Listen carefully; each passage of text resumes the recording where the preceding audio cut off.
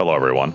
My name is Jared Altick, and I'm a chaplain with the police department. The Hey Chaplain podcast brings you stories and wisdom about life in law enforcement, giving support and encouragement to those who wear the badge. It's been said that we should think before we speak, and that we should read before we think.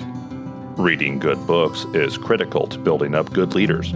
And while there are countless business leadership books out there filled with pop psychology, surprising statistics, celebrity name-dropping, and tear-jerking illustrations, I think the best leadership books are actually from military history, especially memoirs and biographies of ordinary people who rose to the occasion in extraordinary situations. This is the type of leadership inspiration that is needed in law enforcement. People who are willing to do their small part anonymously with no fame or attention until suddenly they were thrust into a life or death situation which required courage, skill, insight, and character. In my opinion, this is what a cop has to be prepared for every day when he or she goes to work. My guest today is Captain Keith Falkner. He's an Army veteran, a captain in the patrol division at the Kansas City, Kansas Police Department, and someone who loves to read military history. I love talking to people like this who have read extensively on the same topics that I've been enjoying my whole life. Today you'll hear him recommend 3 memoirs from both World War I and World War II. Listen to how he draws out leadership lessons from those stories that reflect on both his military and law enforcement background. I'll add in a couple World War II books as well, and I'll leave a list of all the books in the show notes. Here's Keith Falkner. Keith, thank you for joining me today. It's good to have you. Thank you. Over the years, I've seen lots of captains, majors, and colonels move in and out of their offices. And some decorate their offices extensively, while others, a little more Spartan. And when I walked into your office for the first time, 2 things popped out at me. The first thing was not that unusual. You had lots of military posters and decorations and like charts and maps and stuff like that on your walls. And I walked in and thought, a man after my own heart. This is awesome. I really like that. And each map or diagram of ships or tanks or aircraft, was a conversation starter of its own. I could spend all afternoon in your office. It's kind of cool. But the second thing I noticed was a little bit more unusual, and that you had books on your desk, like right in front of where you work, several books scattered, right in front of where you sat, and like you'd just been reading them and just put them down. Maybe you had a week ago prior, I don't know, but it looked like you had just finished reading like several books. Might be due more to my lack of organization. But that impressed me because that is rare. I mean, who actually reads paper books anymore? And I thought, man, this is really something kind of special, because I think that a lot of us, just as we learn leadership, we would benefit from reading more. You got to read to lead. And so I asked if you could come up with a couple books that you felt like you got some leadership lessons from, or something that you draw, some sort of inspiration from, or you learned a good lesson from, and wondered if you could share a few of those. Certainly. Okay. What's your first one? Probably the first one that comes to the top of my mind would be Battlefield Leadership. It was written by Adolf von Schnell. Okay. From his experiences during World War I. And Adolf von Schnell, that doesn't sound American. He was a German officer.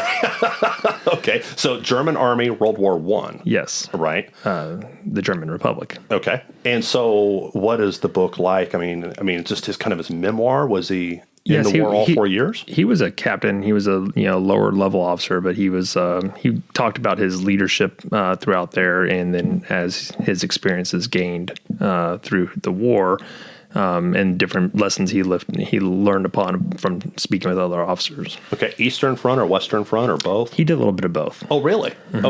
Okay. So fought against the Russians, fought against probably the French. Maybe? Yes. Was there anything that really stood out to you? Like, if I went and grabbed this book, what would I be looking for? One of the first lessons in the book was talking about how a general came to his, it's a classic leadership story, but a general told his regimental commanders that they needed to go attack a hill. Well, you just don't go to all three regimental commanders and give them the same orders. You got to know your people.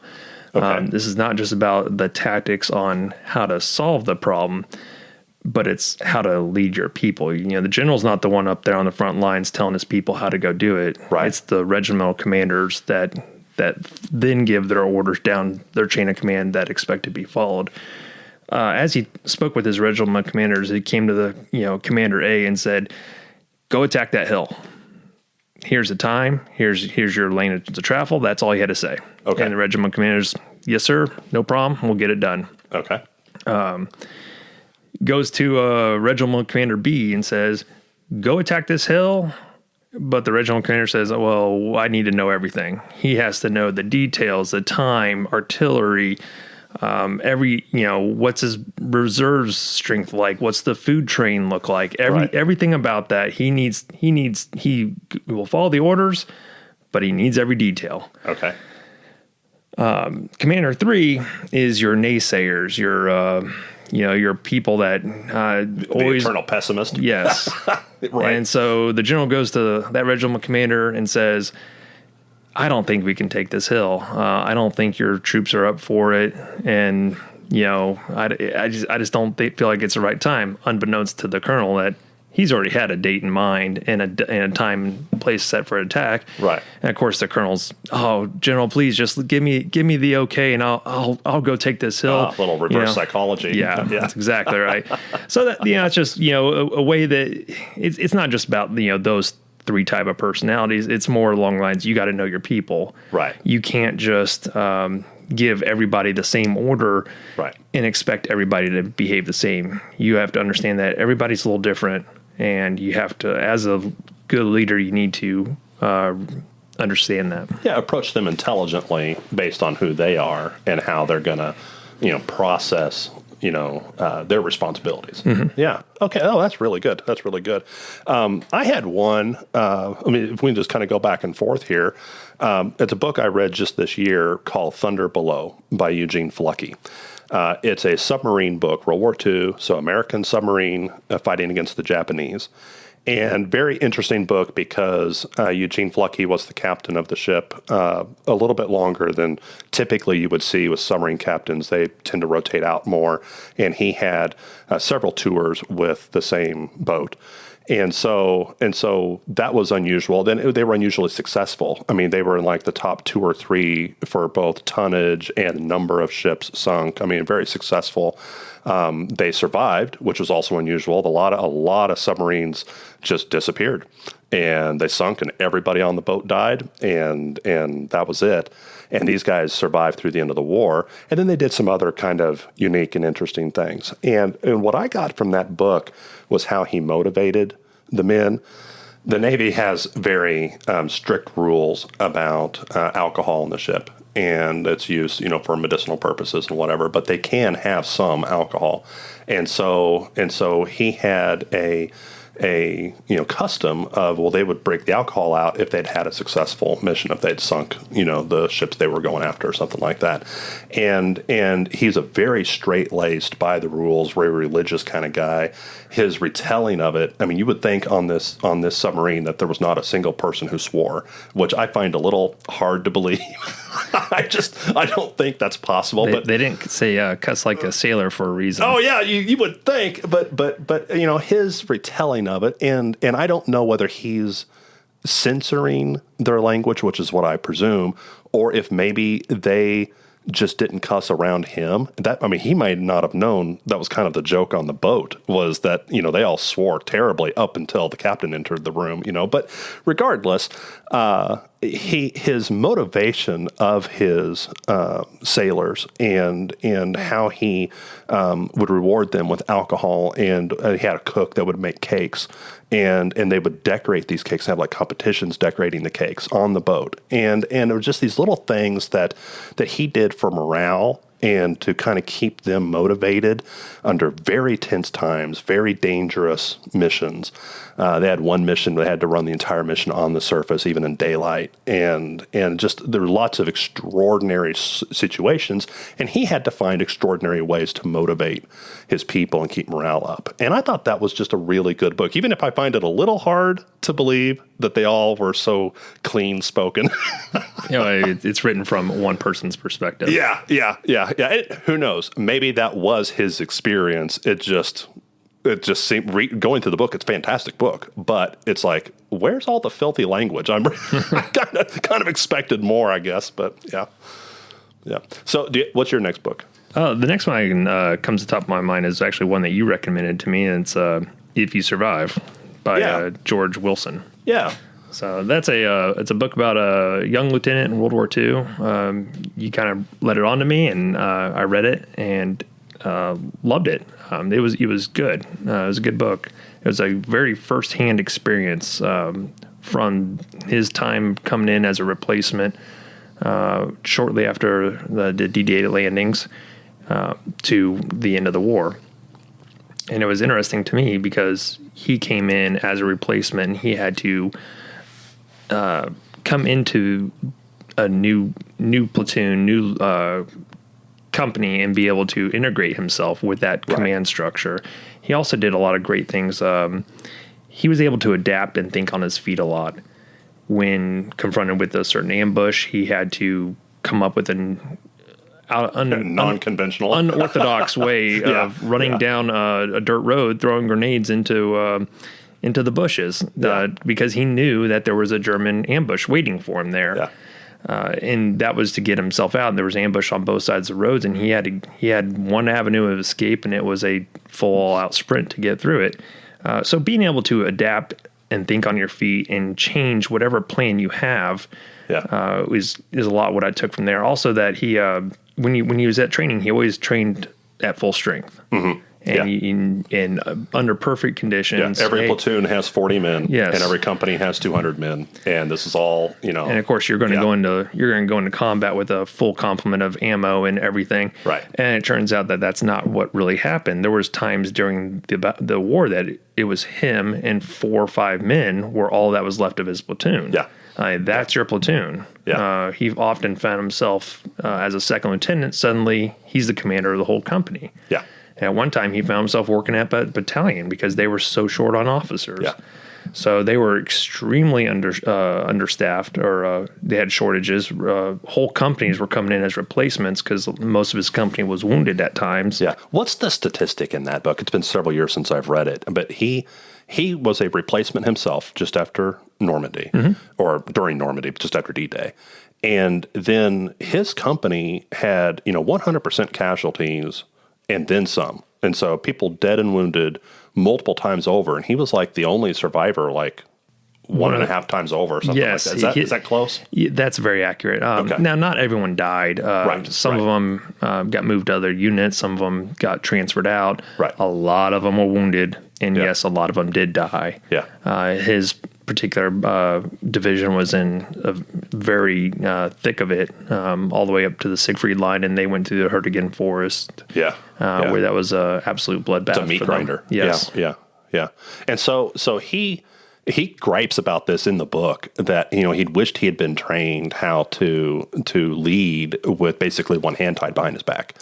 And so that, to me, that applies over to law enforcement. Oh, yes. Because, when has patrol ever been fully manned? Is that... Never. Right. Yeah. Oh, we train ourselves to be able to go on scenes of a shooting and be able to set up a crime scene well, have unlimited amount of resources, but we need to also train what happens if we have 2 other shooting scenes at the same time. Yes. Yeah. And especially on a midnight shift. I was on midnights for nearly a decade. There wasn't any extra resources to pull from. You Right. had your patrol officers and a couple sergeants, and that was it. And so if we did find ourselves, much like George Wilson did in World War II, overworked with under-resources, we had to come up with how to set up scenes with minimum amount of people. Yeah, how do you meet certain standards that are just necessary standards, but you got to do it with fewer people than what you should have on paper? Yeah, and what I liked is that he was able to, like I said, defeating the ambush, he was able to adapt and overcome from going through there and coming up with unique solutions. No, that's really good. I like that book. I've recommended that several times. I've given it to people in ROTC and people who've gone to West Point, and I've said, hey, read this book. I mean, I do wish the book would get re-edited. I presume George Wilson's probably deceased now. I don't know if his family controls that, but the book could use an editor going over it one more time. Yes, reading it, you realize that it could definitely, if you put that in, copy into a Word document, you're going to come up with a lot of little red squiggly lines. Oh, yeah. Because words are combined and not spelled correctly. Not a whole lot, but it's reading it, you're like, oh, that can't. I'm not great at English, but that's not right. You could tell it was a typewritten manuscript. Yes. And the publisher made no real effort to go through it with a fine-tooth comb. Now, it's a great story, but yeah, I'd love to see that book. It's still available on Amazon and whatever, but I'd love to see somebody like reissue it, like here's an updated version, and maybe have like an historian or somebody kind of go through. There's not too many of first-person, almost diary-like accounts of that entire war. Yeah. And from his experience for that whole entire year he was there was pretty well documented. Have you ever read Through the Wheat? It's a World War I memoir.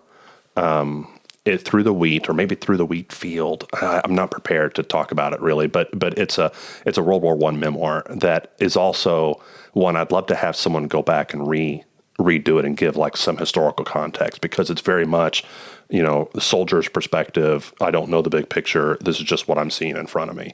And I think it's extremely valuable because it was written in the years immediately after the war, after the First World War. And I'd love to see like an historian go back and like, hey, let me add some context, some footnotes, and brush it up a little bit and reissue it to a modern audience here 100 years later, because I mean, it's another fantastic, memoir. So, my turn, I think. Sure. Okay. The other one I had was another, Pacific Theater World War II book called Shattered Sword, and this is probably the fourth or fifth book that I've read about the Battle of Midway.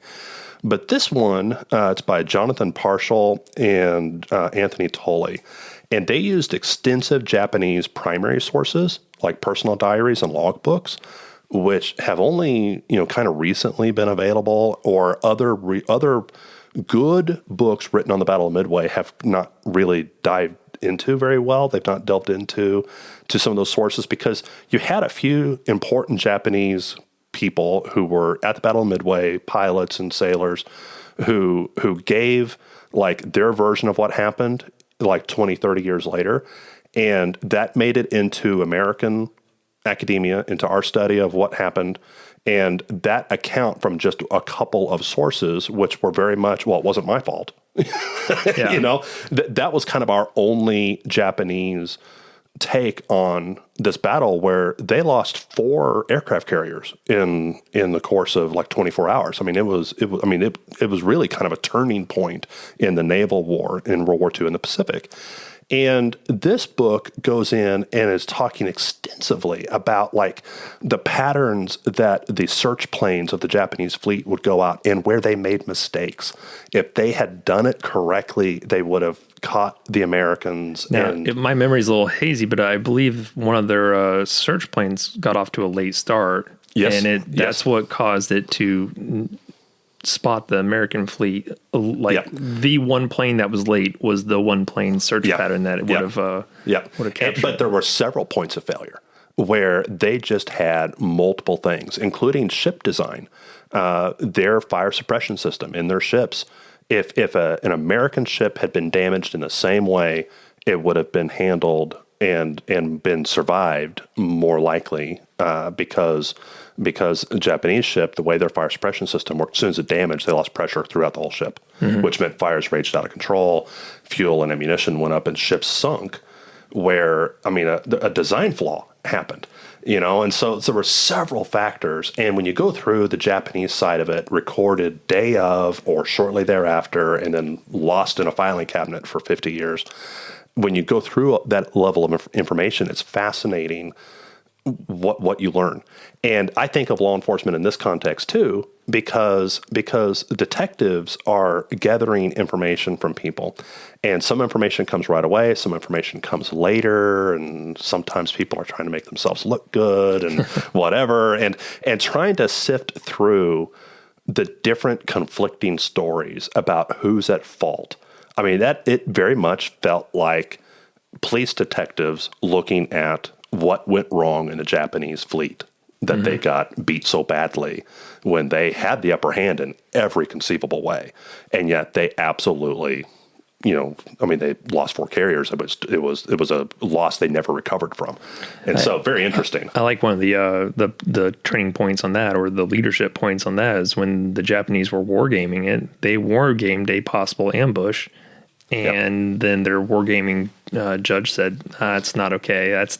That wouldn't really happen." Yep. And this book talks about that. Talks about how the Japanese kind of had this bias toward being super clever, but the enemy being super straightforward. And so the enemy's never going to sneak up on you. The enemy's never going to surprise you. We're going to be super clever, and we're going to not only beat them, but make them look foolish. And so Japanese plans were very elaborate and very convoluted and very clever, like really too clever by half. And they assumed the Americans would always be where we expect them to be because they're never going to be clever. And that was another point of failure. That whole battle was very overcomplicated. The whole diversion up in the Aleutian Islands. Yep, unnecessary. So the leadership point I guess I would want to take just about that one battle would be, don't overcomplicate it. Keep it simple. So you don't have to, but then listen to your subordinates too, your people that were wargaming and saying, hey, this could happen. We could have this happen. And then they just instantly dismiss them as not being, or being too critical. Yeah. A recurring theme in looking at the Japanese side of World War II is hubris. That there was just this vanity that, no, we really are the best of the best. You can't possibly beat us. And so they didn't plan for any kind of contingency, like, well, what if we got off to a slow start? Or what if the enemy is not where we expect them to be? And so again, another lesson for, how do we process information versus, what's coming in versus what we expect. And sometimes we're so committed to the version we expect, this is what we think is going to happen here, and we become blind to what actually is happening. So, yeah, what's your next one? The next book is it's a classic book. It's Infantry Attacks by Field Marshal Erwin Rommel. Okay, so another German. I asked you for some good World War II books, or World War I and World War II books. You throw 2 Germans at me. Yeah, I do. In Infantry Attacks is actually another World War I one, but it's written by Erwin Rommel, which is also very famous. He became famous because of his, he was a field marshal during World War II. That book is, I'm about halfway through it right now. I haven't finished it, but it's fascinating. It talks about, a young infantry officer or younger person. This is way before he became a field marshal.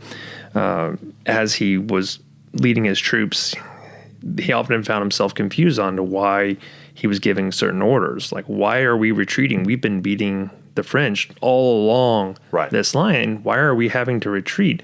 But, unbeknownst to him, there's a bigger picture. Right. The people back behind have the greater understanding that, yes, you're currently in your one battle, you are winning, but you're going to get encircled unless you retreat. Yeah.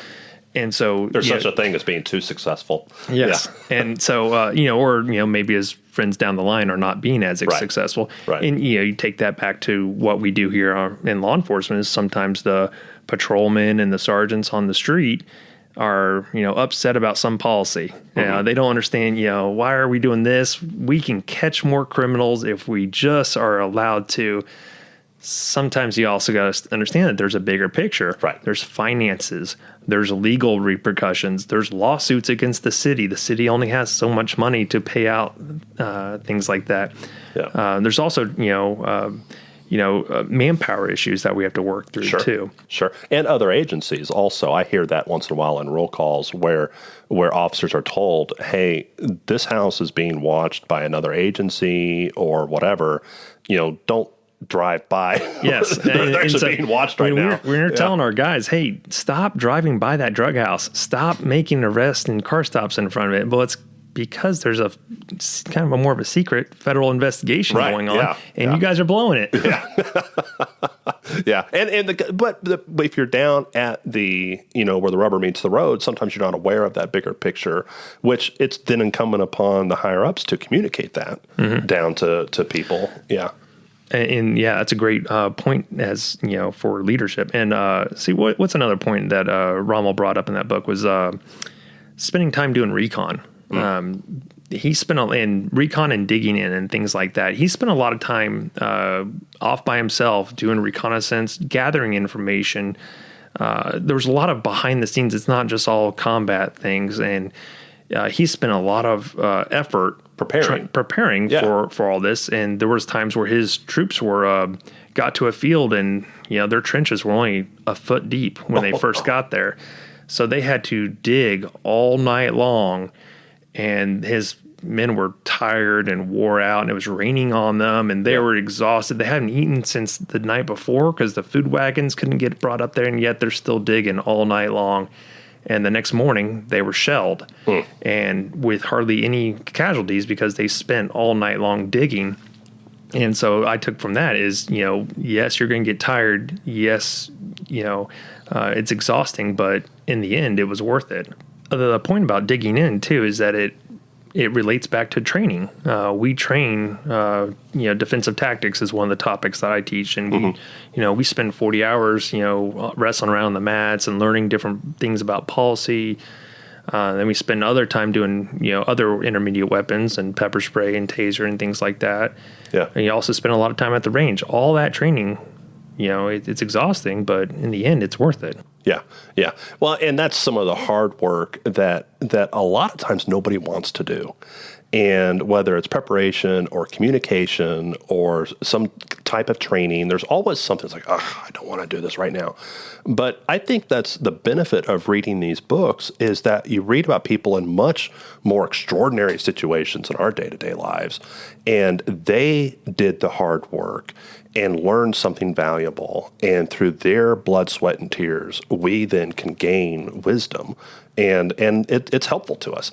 And I think a lot of these books are just interesting. I mean, there's not ever going to be something like World War I or World War II again. You bring that up about being interesting. I don't just read these because I want to be a better leader at the police department, which, I think it inevitably does help. But it's also a stress reliever for me. Yeah. You can often, on nice sunny days, catch me in the backyard in the hammock reading a book like this. That to me is better than anything else I could do.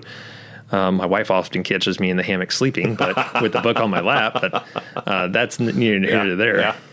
Yeah. That's great. I would love to have you come back again and share some more books and talk about how reading can really help us as leaders and improve how we communicate and how we interact with other people that we work with. Oh, absolutely. Thank you, Keith. Oh no, thank you. I really appreciate Keith coming in to record on his day off, especially to talk about military history. But please don't get the false impression that he's just some bookworm or that he's one of those supervisors who was promoted and now just sits behind a desk. I was on a ride-along not too long ago, and I saw the captain's car pull up first to a scene, and he sprang into action, detaining a suspect, searching for weapons behind an ice machine, and generally taking the lead. Now, I know several captains and higher-ranking commanders who are absolutely willing to jump to the front of the line like this and get their hands dirty, but Keith was the first captain that I personally saw do this, instead of merely standing back and supervising as his officers took all the risks. That's good leadership. In regard to today's topic, I believe the old adage that says, we are the books we read and the people we know. So surround yourself with men and women of courage and virtue and character. Find them in real life and find them through books. Read about great people in history who bravely threw themselves at the unknown or at seemingly insurmountable problems, and yet were still able to persevere and overcome. We need these stories.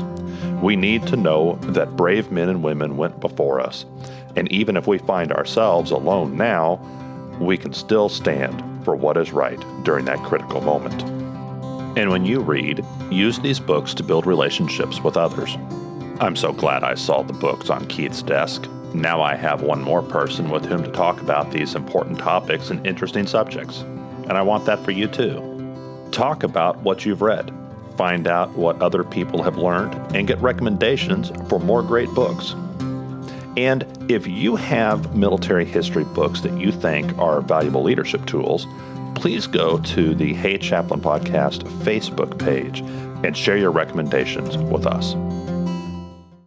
On the next episode of Hey Chaplain, what kind of concerns do you have as a mother, for your kids in law enforcement? So when it comes to their marriage, it's just listening to their attitude and how they treat each other. And, any marriage can go sideways. And like I said earlier, it's absolute communication about everything, just the openness. And it's becoming more acceptable to seek out help.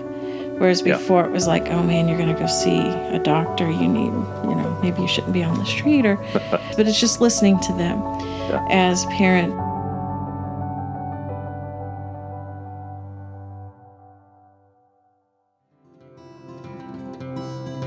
If you like what you heard here, please share this episode with a cop or someone who loves a cop. The views expressed here are the personal views of the hosts and our guests and do not necessarily represent the views of any law enforcement agency or its components. Thank you for listening today, and as always, pray for peace in our city.